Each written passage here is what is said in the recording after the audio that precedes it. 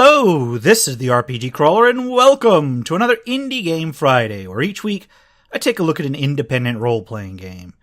This week I'm going to take a look at one that was requested of me by a viewer, West of Loathing.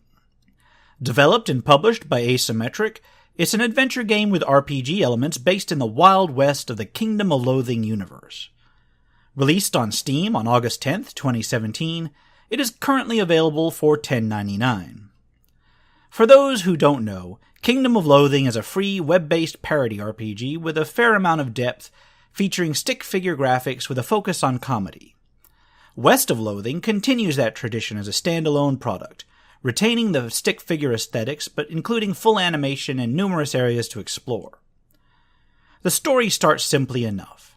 First, you create your character with a minigame-themed character creation interface and choose from one of three classes: the Cowpuncher, the Bean Slinger, and the Snake Oiler, representing the fighter, the caster, and the rogue archetypes respectively. Your character then awakens in their farm out east and sets out west in search of whatever it is you decide to search for. Along the way, you may encounter prospective teammates, a number of side quests, and various areas to explore. A starter town allows you to get a handle on the very basics of gameplay, including character and inventory management, talking, and exploration. Characters have a series of statistics and skills accessible via the character record sheet, and accruing experience allows for these to level up. However, more skills and perks may be acquired during the game, through certain events or by reading books. Some of these perks unlock further interactions. For instance, executing some sleeping watchmen gave me the perk Ruthless, which unlocked certain cold-blooded solutions to other problems I saw. There are three basic modes of the game: overland exploration, which tracks the characters around an overworld map; side-scrolling exploration that functions similar to an old 2D adventure game; and combat, which is turn-based and similar to an almost JRPG format.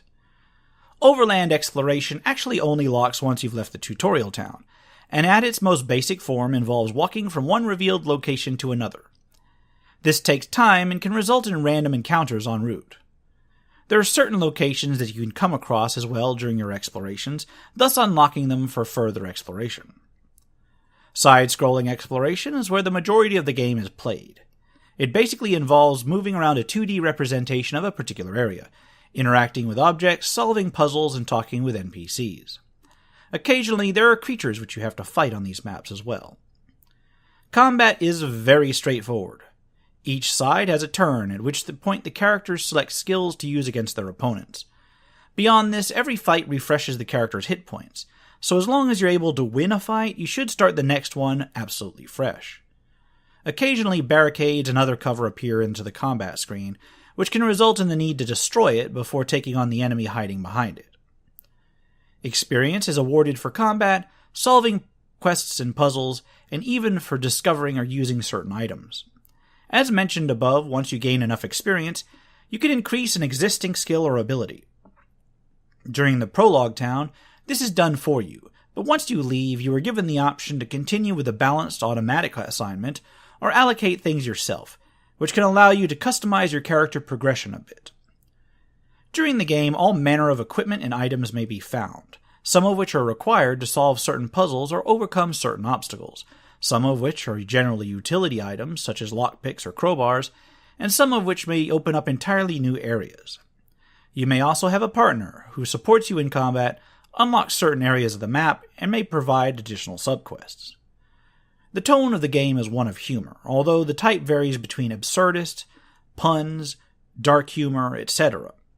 Not all of the gags hit, but for me at least, there were a lot more hits than misses, and I found it to be a very amusing play, with no signs of letting up as I went through. Graphically, the game seems quite simple, using stick figures on a similarly hand-drawn background, but the animations are quite well done, making even the goofiest sketch seem fluid and alive. The music and sound effects might be a little over the top for some, but they do keep the Western theme and feel going throughout the game, and many involve interactions with the environment. In terms of the story, the main quests and subquests were actually surprisingly interesting, and felt a little bit more interconnected and fleshed out than some supposedly non-humorous high-end games that I've played recently. Considering the hours of gameplay available, the excellent production, and the actually effective humor, as well as the reasonably low price, I have to place West of Loathing firmly in my recommended pile. I'd guess that very few people wouldn't find some amusement to be had here, and the RPG elements of the game are surprisingly well done, making it actually feel a little bit more RPG than adventure, despite having an overall more adventure game aesthetic to it. Truth be told, I'll probably be heading back to play this one again with another character build when I have the time to do so. And I'll leave it at that. Links will be provided below as always. For now, this has been the RPG Crawler with another Indie Game Friday. If you like what you've seen, remember to leave a like, comment if you got feedback, and subscribe for more RPG content, both tabletop and computer. If you're feeling particularly generous, I have a Patreon at patreon.com/rpgcrawler, which is used to help support this channel's production. Until next time, take care and goodbye.